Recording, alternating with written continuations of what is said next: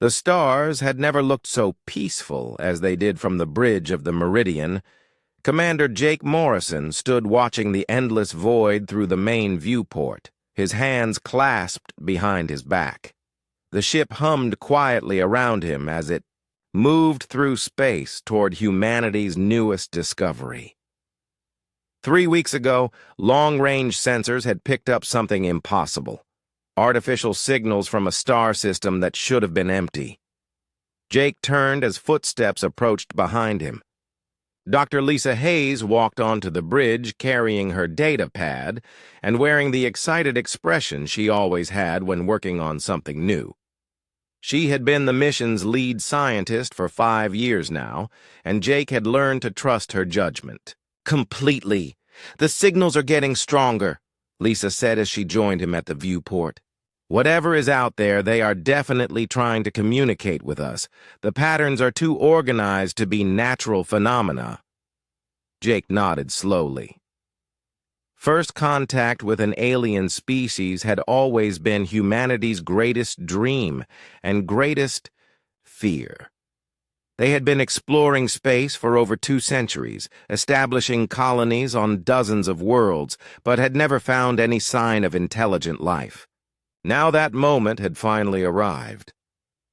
"Have you made any progress translating their messages?" Jake asked.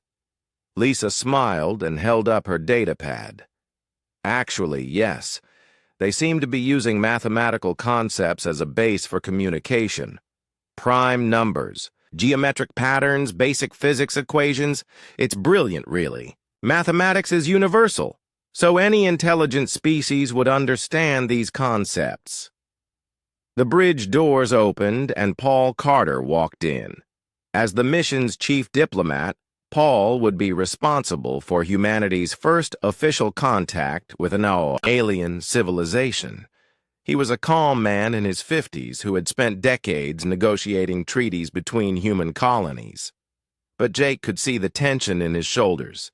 This was bigger than anything any human had ever faced before. "How long until we reach their system?" Paul asked. 18 hours, Jake replied. "Are you ready for this?" Paul laughed, but there was no humor in it.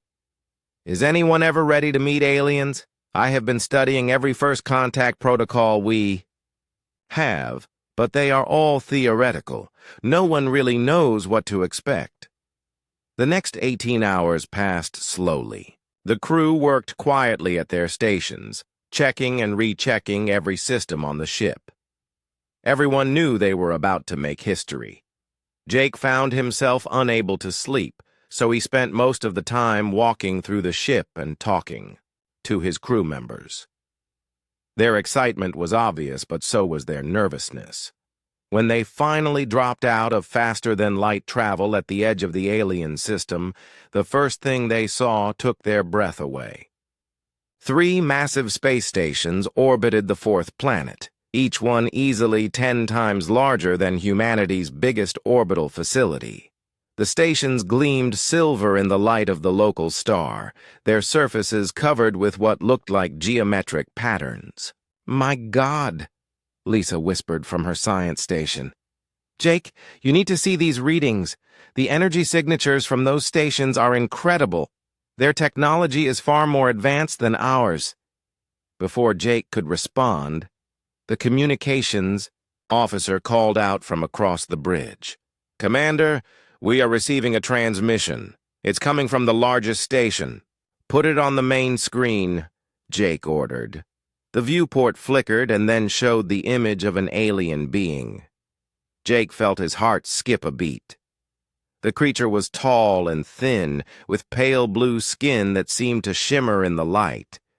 Its head was elongated, with large, dark eyes that seemed to look directly at him.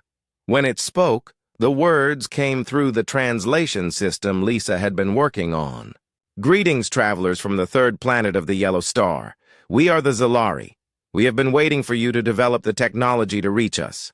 We wish to welcome you to the greater community of intelligent life." Jake took a deep breath and stepped forward. This was the moment that would define humanity's future among the stars. I am Commander Jake Morrison of the human vessel Meridian. We come in peace, seeking friendship and understanding between our species. The alien's expression was difficult to read, but it seemed pleased. We are honored by your peaceful intentions, Commander Morrison. We have much to learn from each other. Would you be willing to visit our station? We have prepared facilities suitable for your biology. Jake looked at Paul, who nodded slowly. We would be honored to accept your invitation, Jake replied. Over the next several days, a small team from the Meridian visited the Zalari station. The aliens were gracious hosts, showing them through their incredible facilities and sharing information about their civilization. They explained that they had been spacefaring for over 1,000 years and had encountered several other intelligent species during their expansion across the galaxy. What impressed the humans most was the Zalari's apparent desire for peaceful cooperation. They offered to share technology and knowledge, asking for nothing in return except the chance to learn about human culture and biology. They seemed particularly interested in human development, asking many questions about childhood and education. Your species' ability to adapt and learn is remarkable, one of the Zalari scientists told Lisa during a tour of their research facilities. We would very much like to study these processes more closely. Perhaps some of your young could visit our educational facilities? We believe the exchange would benefit both our species greatly. Lisa was excited by the possibility. The chance for human children to learn directly from such an advanced civilization could accelerate human development by centuries. When she reported back to Jake, he was cautious but interested. It could be an incredible opportunity, Paul agreed during their evening briefing. Cultural exchange has always been the foundation of diplomatic relationships. If we can establish trust through education and shared learning, it could lead to a lasting alliance. Jake made the decision to recommend the exchange program to Earth's government. Within weeks, approval came back along with volunteers. 12 families from different human colonies had offered to send their children to participate in the cultural exchange. The children, ranging in age from 8 to 16, were excited about the adventure. The Zalari seemed genuinely pleased when Jake informed them about the volunteers. They provided detailed information about the facilities where the children would stay and learn, assuring the human parents that their offspring would be safe and well cared for. As the first group of human children transferred to the Zalari station, Jake felt a sense of pride and hope. Humanity was taking its first steps into a larger universe, and it seemed like those steps were leading toward a bright future. The children waved goodbye to their parents through the transport windows, their faces full of excitement about the amazing experiences that awaited them. Jake had no way of knowing that he had just made the worst mistake in human history. 3 months had passed since the first group of human children had transferred to the Zalari educational facilities. Jake Morrison stood in his quarters aboard the Meridian, staring at the communications console that had been silent for too long. The regular updates from the Zalari had stopped coming 2 weeks ago. At first, the reports had been encouraging. The children were adapting well to their new environment. The Zalari educators were impressed with human learning capabilities, and both species were gaining valuable insights from the exchange. Then the communications became less frequent and more vague. Now there was nothing but silence. Jake walked to the bridge where Dr. Lisa Hayes was bent over her science station, her face creased with worry. She looked up as he approached, and he could see the fear in her eyes that matched his own growing concern. "Still nothing from the educational facility?" Jake asked, though he already knew the answer. Lisa shook her head. I have been trying every frequency we established with them. The main Zalari station responds to general communications. But they keep saying there are technical difficulties with the educational facilities systems. They promise updates soon, but it has been the same response for 2 weeks. Captain Frank Davis of the Colonial Defense Force had arrived the previous day with a small fleet of ships. Frank was a veteran military officer who had fought in the border conflicts with the outer colonies. His weathered face and careful eyes made it clear he did not trust the situation any more than Jake did. "I do not like this," Frank said as he joined them on the bridge. "In my experience, when people stop communicating, it usually means they are hiding something. I think we need to investigate the educational facility directly." Jake nodded. He had been thinking the same thing, but had hoped to resolve the situation diplomatically first. "What do you recommend?" "Send a small team to the facility for a welfare check on the children. If everything is fine, great. If not, we need to know what we are dealing with." The next morning, Lieutenant Amy Brooks led a team of 6 Marines in a shuttle toward the Zalari Educational Facility. Amy was young but experienced, having served in several dangerous missions in the outer systems. As they approached the facility, she felt something was wrong even before they docked. "The facility looks operational from the outside," Amy reported over the comm system. "But I am not seeing any activity. No ships coming or going, no external maintenance, nothing." The facility was a smaller version of the main Zalari stations, designed specifically for educational purposes. It should have been bustling with activity as students and teachers moved between different sections. Instead, it seemed almost deserted. When Amy's team docked and entered the facility, the silence was immediately disturbing. The corridors were clean and well-maintained, but completely empty. Their footsteps echoed off the walls as they made their way deeper into the station. "Hello," Amy called out. "This is Lieutenant Brooks from the human vessel. We are here to check on our children." No response came back, except the echo of her own voice. They found the first body in what appeared to be a classroom. It was a Zalari, lying on the floor with its head at an unnatural angle. Amy knelt beside it and checked for vital signs, but the alien had been dead for days. "What could have killed it?" one of her Marines asked. Amy examined the body more carefully. There were no obvious wounds, no signs of violence. It was as if the Zalari had simply collapsed and died. "I do not know. But we need to find our children. Spread out and search every room." As they continued through the facility, they found more dead Zalari. All of them showed the same symptoms. No obvious cause of death, but they had been dead for several days. Amy's team searched room after room, calling out for the human children, but found no response. It was in the lower levels of the facility that they made the discovery that would change everything. Amy opened a door marked with Zalari symbols and immediately stepped back in horror. The room was filled with medical equipment, but it was unlike any hospital or clinic she had ever seen. Metal tables lined the room, each one equipped with restraints and monitoring devices.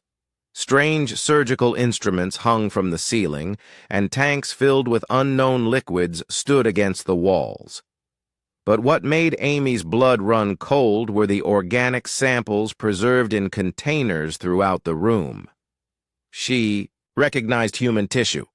"Command, this is Brooks," she said into her comm unit, her voice shaking despite her training. "You need to get Dr. Collins down here immediately. We found something, and it is bad." Dr. Peter Collins was the fleet's chief medical examiner and forensic investigator. He had seen terrible things during his career, including the aftermath of the colony massacres in the Outer Rim. But when he entered the Zalari facility's medical section, even his experienced stomach turned. The evidence was overwhelming and horrific. Human organs preserved in alien chemicals, brain tissue samples labeled with what appeared to be experiment numbers, surgical logs written in Zalari script that Lisa's translation programs slowly revealed to be records of live vivisection. They were not educating our children, Peter said to Jake over a secure communication channel. They were experimenting on them, cutting them apart while they were still alive to study human biology and brain function. Jake felt the world spinning around him. Are you certain? I have found tissue samples from at least 30 different human subjects. All children based on the cellular structure. Jake, they did not just kill our kids, they tortured them to death. Amy's team continued searching the facility and found more horror in every room they entered. Cells that had clearly been used to hold human prisoners. Operating theaters equipped with recording equipment to document the procedures. Storage areas filled with human remains that had been dissected and cataloged like scientific specimens.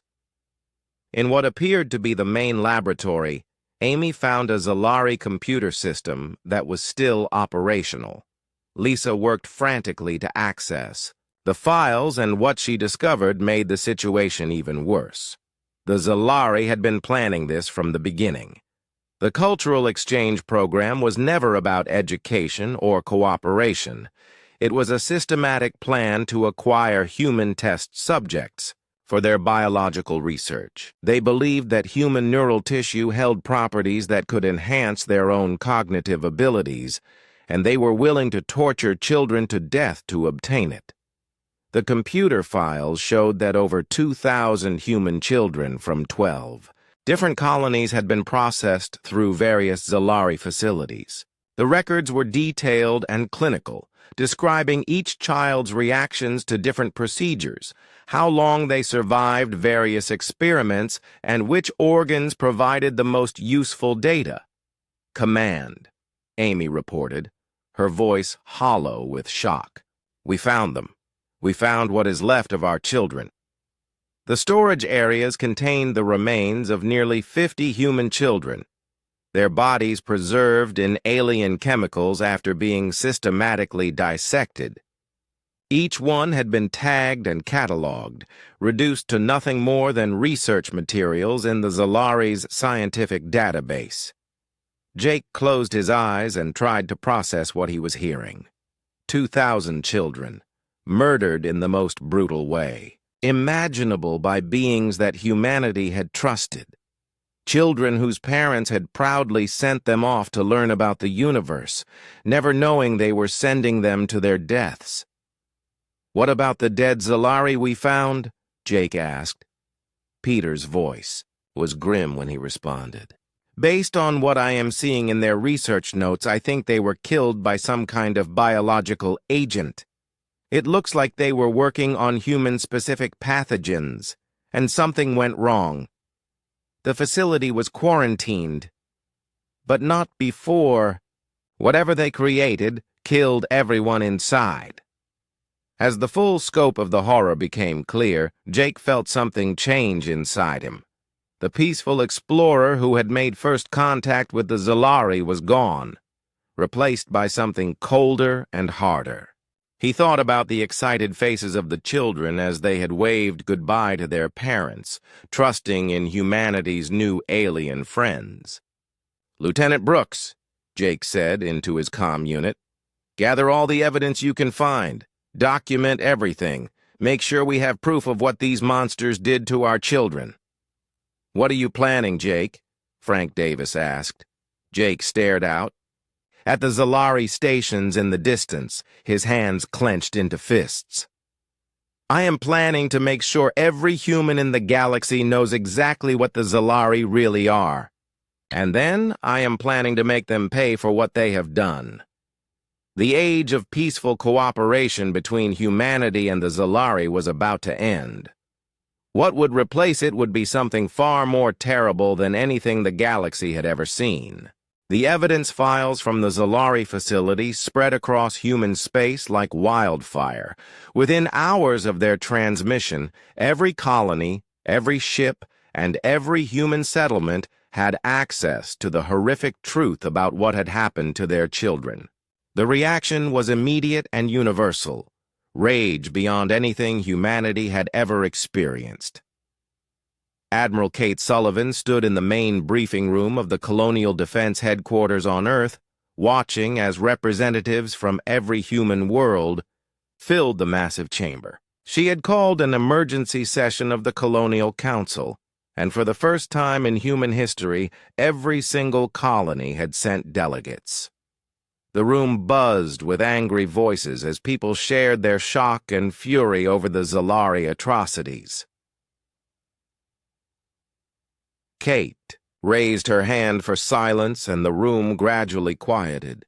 At 62 years old, she was the highest-ranking military officer in human space, a position she had earned through decades of service protecting human colonies from pirates and hostile environments. But nothing in her experience had prepared her for this moment. "Fellow humans," Kate began, her voice carrying clearly through the chamber's sound system. "We are here today because our species has suffered the most heinous crime imaginable. Our children, sent in trust and friendship to learn from what we believed was an advanced and peaceful civilization, were instead subjected to torture, murder, and desecration." The room erupted in angry shouts and calls for justice. Kate waited for the noise to die down before continuing.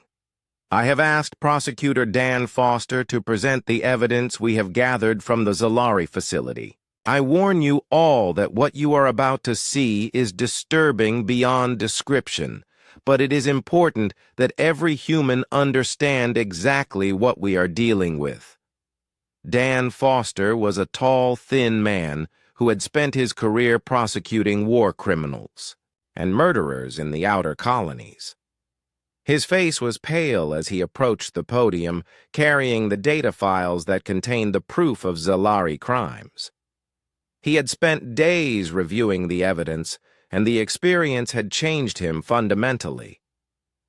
"The Zalari facility contained complete records of their activities," Dan said, his voice steady despite the emotional weight of his words. "They documented everything they did to our children with scientific precision. They recorded their screams, measured their suffering, and cataloged their deaths as research data." He activated the main display screen, showing sanitized versions of the Zalari records. Even the cleaned-up images were enough to make people in the audience gasp and turn away in horror. 2,047 children, Dan continued, ages 8 to 16, from 12 different human colonies. They were systematically tortured to death over a period of 18 months, while the Zalari studied human biology and neural function. A woman in the audience stood up, tears streaming down her face. "My daughter Emma was part of the program.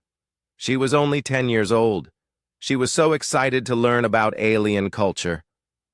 Similar cries came from around the room as parents and relatives of the murdered children recognized the scope of the tragedy. Kate felt her own composure wavering as she watched the raw grief and anger of the assembled humans. Dan showed more evidence: the surgical logs describing live vivisection, the brain, tissue samples labeled with experiment numbers, the recording equipment used to document the children's final moments. With each revelation, the anger in the room grew more intense. "The Zalari viewed our children as laboratory animals," Dan concluded. "They felt no remorse, showed no mercy, and considered their actions justified in the name of scientific advancement. In their records, they refer to humans as interesting specimens, suitable for productive research applications." President Helen Murphy rose from her seat in the front row. At 55, she was serving her second term as the elected leader of the human colonies, a position that had always focused on peaceful expansion and cooperation. Today, she would have to guide humanity into something entirely different. "Thank you, Prosecutor Foster," Helen said as she walked to the podium. Her usually calm demeanor was replaced by an intensity that everyone in the room could feel. "I have spent 3 days reviewing this evidence, trying to find some way to process what has been done to our children. I have failed." She paused and looked around the room, making eye contact with as many delegates as possible. "As your president, I have always believed in diplomacy, in peaceful solutions to conflicts, in the power of communication and understanding. But there are some crimes that go beyond the possibility of forgiveness or reconciliation. The Zalari have not just killed our children. They have revealed themselves to be monsters wearing the mask of civilization." The room was completely silent. Now, everyone focused on Helen's words. "I call for a vote of the full Colonial Council. The question before us is simple. What should be humanity's response to the systematic torture and murder of over 2,000 of our children?" Delegate after delegate stood to speak. Each one expressed the same sentiment in different words. The Zalari could not be allowed to continue existing. Not containment, not punishment, not reparations. Complete and total extinction. The delegate from New Terra Colony stood up, his voice shaking with emotion. "They killed 17 children from our world. 17 bright, innocent kids who trusted us to keep them safe. I vote for the complete destruction of the Zalari species." The representative from Armstrong Station nodded grimly. 23 of our children died in their facilities. We trusted them, and they used that trust to commit genocide against our most vulnerable citizens. They must be eliminated entirely. One by one, every single delegate cast their vote. The decision was unanimous. The Zalari species would be completely exterminated. Not their government, not their military, not their colonies. Every single member of their race would be hunted down and killed. General Chris Thompson, the head of colonial military forces, stood up as the voting concluded. Chris was a career soldier who had overseen humanity's expansion into hostile territories for over 20 years. His weathered face showed the strain of planning what would become the largest military operation in human history. "The logistics of this operation will be unprecedented," Chris said. "We are not talking about conquering territory or defeating an enemy military. We are talking about the complete biological extinction of an entire species across multiple star systems." He activated a tactical display showing Zalari space. Red dots marked their known colonies, stations, and outposts scattered across dozens of systems. Intelligence suggests the Zalari have a total population of approximately 40 million individuals, spread across 18 systems. They have advanced technology, but their military capabilities are limited because they have never faced a serious external threat. Kate Sullivan joined Chris at the display. "We will need to coordinate the largest fleet action in human history. Every available ship, every trained crew member, every resource we can gather. This will not be a war in any traditional sense. It will be an extermination campaign." Dr. Elena Rodriguez, humanity's leading weapons researcher, approached the podium. Next, Elena had spent her career developing defensive technologies to protect human colonies from natural disasters and hostile environments. Now she would turn her expertise toward creating instruments of genocide. "We have access to the biological samples from the Zalari facility," Elena said. "This gives us detailed information about their physiology, their genetic structure, and their vulnerabilities. We can develop weapons specifically designed to target their biology while leaving human personnel unaffected." The room listened in grim silence as Elena outlined the possibilities. Bioweapons that would attack Zalari nervous systems. Chemical agents that would break down their cellular structure. Genetic viruses that would prevent their reproduction and slowly kill existing individuals. How long will this take? Helen asked. Chris and Elena exchanged glances before Chris answered. Full mobilization will require 6 months. Weapon development and testing will need another 6 months. The actual military campaign could last anywhere from 1 to 3 years, depending on how effectively the Zalari hide or resist. Helen nodded slowly. Then we begin immediately. I am authorizing unlimited resources for this operation. Every human world will contribute ships, personnel, and materials. This is now humanity's highest priority. As the formal session ended, groups of delegates gathered throughout the chamber to discuss the details of what would become known as the Zalari solution. The conversations were conducted in calm, professional tones, but the underlying message was clear. Humanity had decided that some crimes could only be answered with complete extinction. Admiral Sullivan stood at the main display, looking at the tactical overview of Zalari space.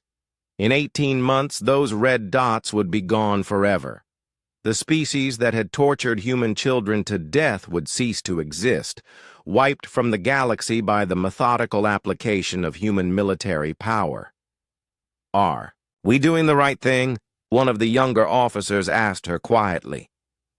Kate thought about the evidence files, about the children's screams recorded by Zalari scientists, about parents who would never see their kids again. She thought about what humanity was about to become in order to achieve justice for those murdered innocents. I do not know if it is right, Kate replied, but I know it is necessary.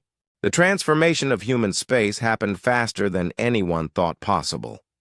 Within 6 months of the Colonial Council's decision, every human world had become a factory of war. Shipyards that had once built peaceful exploration vessels now produced warships designed for one purpose, the complete extermination of the Zalari species. Captain Ray Mitchell stood on the bridge of the Vengeful Dawn, watching as his fleet formed up for the first major assault on Zalari territory. Ray was 42 years old and had served in the Colonial Defense Forces for most of his adult life, but nothing had prepared him for commanding a fleet whose sole mission was genocide. The Vengeful Dawn was the lead ship of humanity's new exterminator, class vessels. Unlike traditional warships built for territorial conquest or defense, these ships were designed specifically for wiping out entire populations. They carried biological weapons, orbital bombardment systems, and atmospheric processors that could render planets uninhabitable. Status report, Ray called to his tactical officer. Lieutenant Commander Sarah Mills looked up from her console. Sarah had volunteered for the Zalari campaign after learning that her nephew had been one of the murdered children. Like many humans, serving in the extermination fleets, her motivation was deeply personal. All ships report ready for jump, Captain.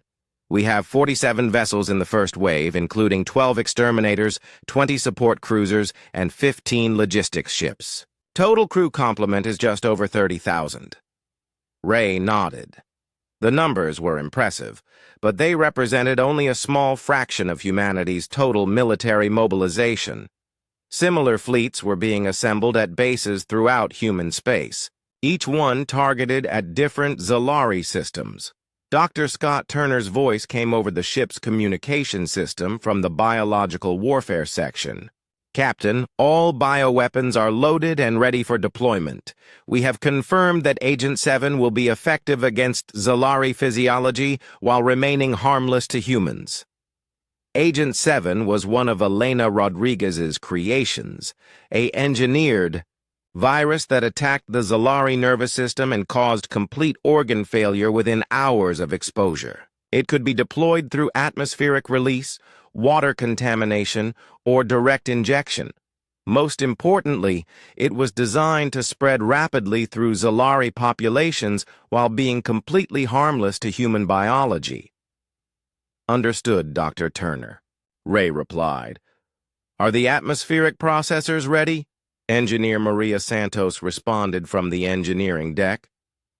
All Planet Cracker devices are operational, Captain. We can sterilize the atmosphere of any Zalari world within 72 hours of deployment.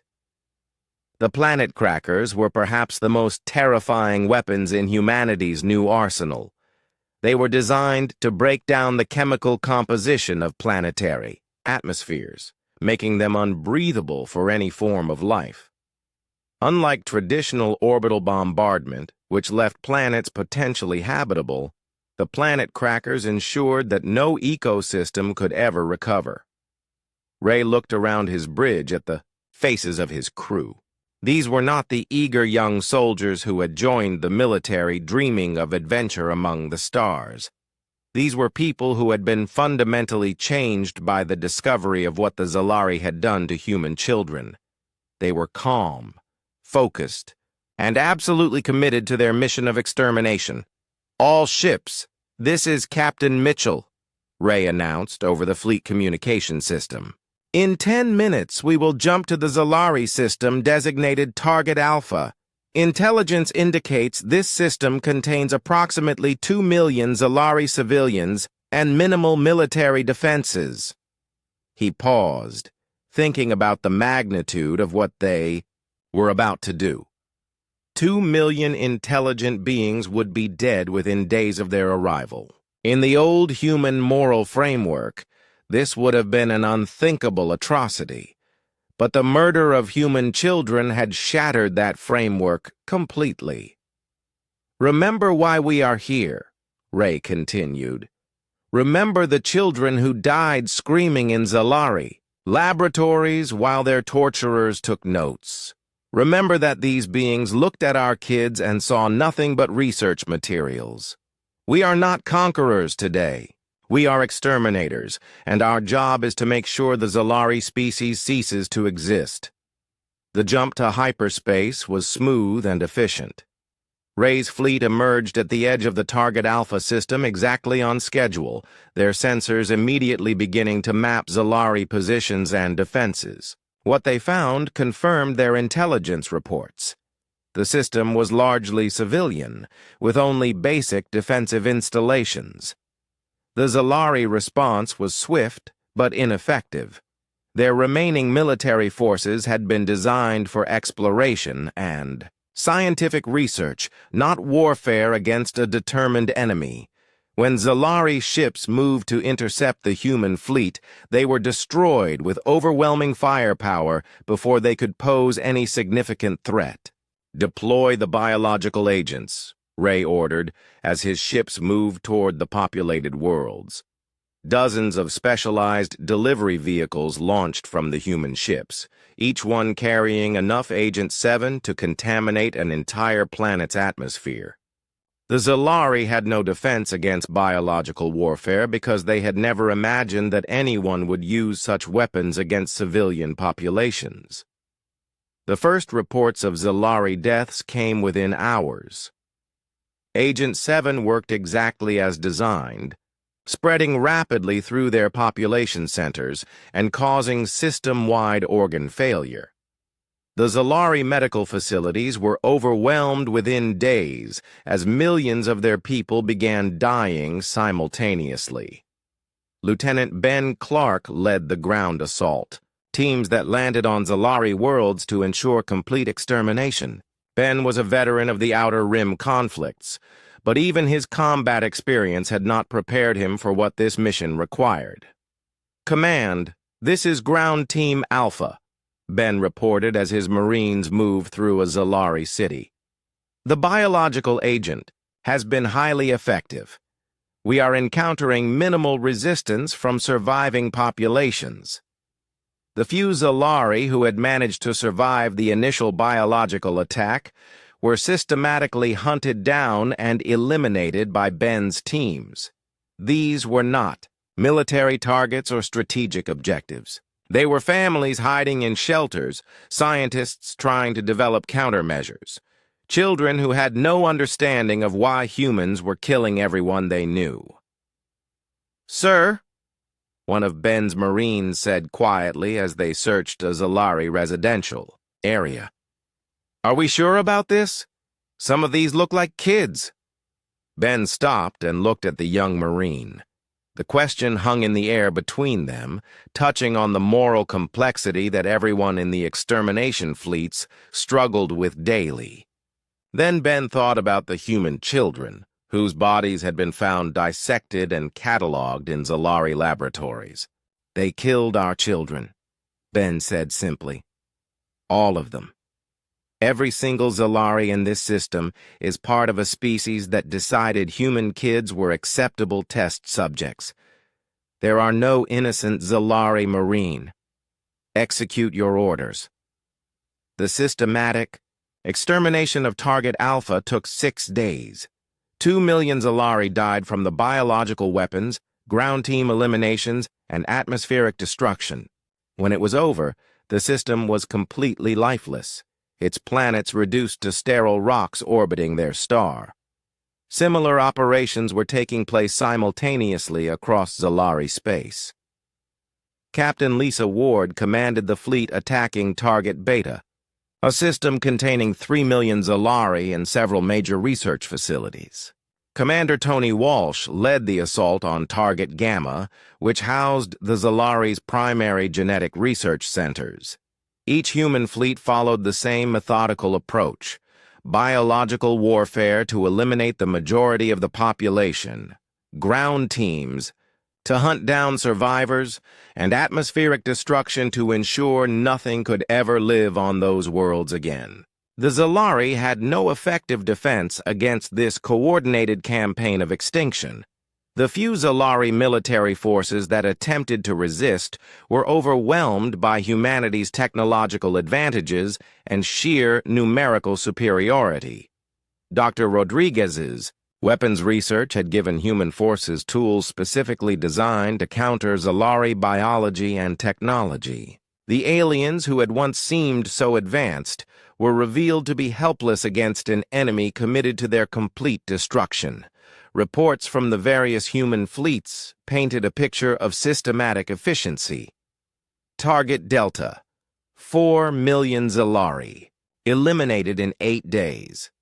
Target Echo, 6 million dead in 12 days. Target Foxtrot, complete atmospheric sterilization achieved in 4 days. The Zalari government made several attempts to communicate with humanity, offering surrender, reparations, and even the complete restructuring of their society. Every message was ignored. Humanity had made its decision, and that decision did not include the continued existence of the species that had tortured human children to death. Admiral Kate Sullivan monitored the progress from her command center on Earth, watching as red dots disappeared from the tactical displays of Zalari space. Each dot represented millions of dead aliens, but she felt no remorse. The evidence files from the original facility were displayed on her wall, showing the faces of the murdered human children. Justice was being served with ruthless efficiency. Status report on the overall campaign, Kate requested from her operations. Officer, 14 of 18 targeted systems have been completely sterilized, came the reply. Estimated Zalari casualties are 37 million. 4 systems remain, including their homeworld. Estimated completion of all operations within 60 days. Kate nodded with satisfaction. Humanity had become something new during this campaign. The Zalari homeworld burned beneath a sky filled with human warships. Admiral Kate Sullivan stood on the bridge of her flagship Retribution, watching as the final phase of humanity's extermination campaign reached its conclusion. 2 years had passed since the discovery of what the Zalari had done to human children, and now their entire species was down to its last few thousand survivors huddled in underground shelters on their birth world. Colonel Steve Parker commanded the final ground assault, leading 10,000 human Marines through the ruins of what had once been the Zalari capital city. Steve had volunteered for this mission specifically because he wanted to be present when the last member of the child-murdering species died.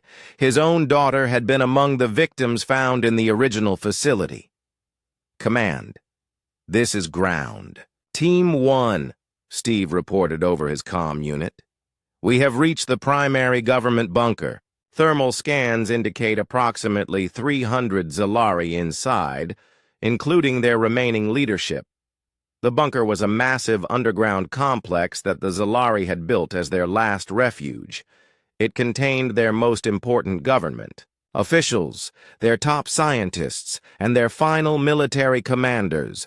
More importantly, it housed the Zalari High Council, the group that had originally authorized the torture and murder of human children. Proceed with the final assault, Colonel. Parker, Kate replied from orbit. Make sure we take their leadership alive. They will answer for their crimes before they die. Steve's Marines used plasma cutters to breach the bunker's main entrance. The few Zalari guards who tried to resist were quickly overwhelmed by superior human firepower and training. Within hours, the entire complex was under human control. The captured Zalari were brought to a makeshift courtroom that had been established in the ruins of their former parliament building. Judge Karen Lee, who had been appointed by the Colonial Council to oversee the final proceedings, sat behind a simple metal table as the last members of the Zalari species were brought before her. The Zalari High Counselor, an elderly being whose blue skin had faded to almost white, was the first to be brought forward. Despite being the leader of a species facing extinction, he showed no signs of remorse or regret for what his people had done to human children. I am High Counselor Velnath of the Zalari Confederation, he said through the translation system. I demand to know by what authority you claim the right to judge our species. Judge Lee looked at the alien without expression. She had spent months reviewing the evidence of Zalari atrocities, reading the detailed records of how they had tortured human children to death, while treating it as routine scientific research. The trial that was about to begin was a formality. Nothing more. You are charged with genocide, crimes against humanity, and the systematic torture and murder of over 2,000 human children, Karen said. How do you plead? We plead justified scientific research, Velnath replied. Your species is primitive and violent. We sought to understand your biology to help advance the cause of intelligent life throughout the galaxy. The specimens we studied contributed to knowledge that could have benefited all civilized beings. The courtroom erupted in angry shouts from the human observers. Steve Parker had to restrain several of his Marines who started moving toward the defendant. Even Judge Lee felt her professional composure wavering at the alien's complete lack of remorse. You refer to murdered children as specimens, Karen said, her voice deadly calm. You show no understanding that what you did was wrong. You apparently believe that your scientific curiosity justified the torture and murder of innocent beings. Dr. Greg Adams, humanity's leading expert on Zalari biology, approached the judge's table carrying a sealed container.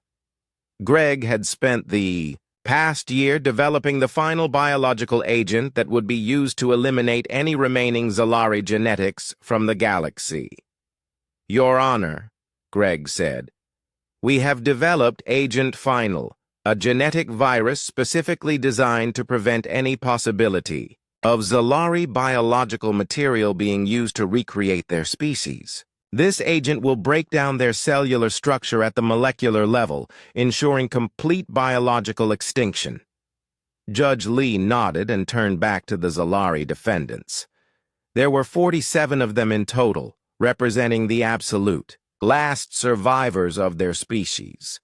Every other Zalari in the galaxy had been systematically hunted down and killed over the past 2 years. "The verdict of this court is guilty on all charges," Karen announced. "The sentence is death by biological termination to be carried out immediately. Furthermore, this court orders the complete genetic extinction of the Zalari species to ensure that no trace of your biology can ever be used to recreate your kind." The Zalari showed no emotion as the sentence was read. Even facing the extinction of their entire species, they maintained their belief that they had done nothing wrong. To them, humans were still just an inferior species whose children had been appropriately used for scientific advancement. Dr. Adams administered Agent Final to each of the condemned Zalari. The biological weapon worked quickly, breaking down their cellular structure and causing complete systemic failure within minutes. Unlike the torture they had inflicted on human children, the death was swift and relatively painless. As the last Zalari died, Admiral Sullivan received confirmation from fleets throughout what had once been Zalari space. Every world they had ever inhabited was now a sterile wasteland. Every space station had been destroyed. Every trace of their civilization had been systematically erased from existence. "Status report on the Memorial Worlds project," Kate requested from her operations officer. General Lisa Ward, who had been placed in charge of converting former Zalari territory, provided the update. "Construction is proceeding on schedule. We are converting 12 former Zalari systems into memorial worlds dedicated to the murdered children. Each world will have monuments listing every child's name and details of what was done to them." The memorial worlds were humanity's way of ensuring that the Zalari's crimes would never be forgotten. Massive stone monuments were being constructed on planets that had once housed millions of aliens, each one inscribed with the names and faces of the human children who had died in Zalari laboratories. "The Children's Garden project is also nearly complete," Lisa continued. "We have established permanent settlements on the former Zalari homeworld, with families who lost children in the program given first priority for colonization." The Children's Garden was a vast park built on the site where the Zalari capital had once stood. It contained play areas, schools, and homes designed specifically for human families. Children would grow up and play where the species that had murdered their predecessors had once lived. As the formal proceedings concluded, Kate stood alone on the observation deck of her flagship, looking down at the world that had once been the center of Zalari civilization. Cities that had stood for thousands of years were now rubble. Research facilities that had tortured human children were now memorial sites. The beings who had considered themselves superior to humanity were now extinct. The transformation of humanity during the extermination campaign had been complete and irreversible. The peaceful explorers who had first made contact with the Zalari no longer existed. In their place was a species that had proven capable of systematic genocide when pushed beyond certain moral boundaries. News of the Zalari extinction spread throughout the galaxy within weeks. Other alien species that had previously ignored humanity suddenly took notice of what the supposedly primitive humans had accomplished. An entire advanced civilization had been wiped from existence with methodical efficiency. The message was clear to any species that might encounter humanity in the future. Humans could be peaceful partners and allies, but they had absolute red, lines that could not be crossed. Harm human children and face complete extinction as a species. Human expansion into the galaxy resumed, but with a fundamental difference. The colonies that spread outward from Earth carried with them the memory of what had happened to the Zalari. Human diplomats were polite and friendly, but alien species could sense the underlying steel that had not existed before the children's murders. When first contact was made with other intelligent species, the aliens inevitably asked about the empty systems that had once contained Zalari civilization. Human representatives would explain simply that the Zalari had killed human children, and that humanity had responded by eliminating their species entirely. The galaxy learned to treat humanity with a mixture of respect and fear. They were still the same beings who sought peaceful cooperation and mutual benefit, but everyone understood that there were certain lines that must never be crossed. The price for murdering human children was the complete extinction of the perpetrator's entire species. The memorial worlds stood as permanent reminders of both human loss and human justice. Visitors could read the names of every murdered child and learn exactly what had happened to them in Zalari laboratories. They could also see what remained of the species that had committed those crimes. Nothing but dust and memory.